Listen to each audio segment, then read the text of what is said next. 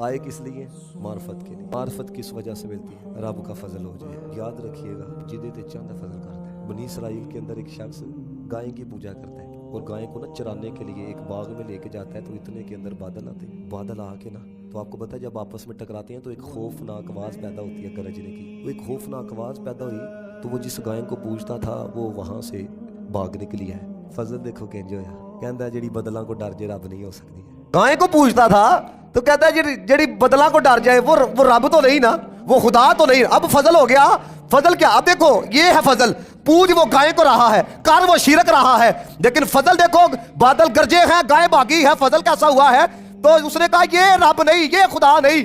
تو اس نے کہا کہ اے بادلوں کو بنانے والے رب، اے بادلوں کو بھیجنے، ان جملوں کے ساتھ جب وہ خطاب کرنے لگا نا تو رب کائنات نے اس وقت کے نبی کی طرف وہی فرمائی، فرمایا فلانی جگہ جاؤ، میرے بندے نو جا کے کلمہ پڑھاؤ ہے۔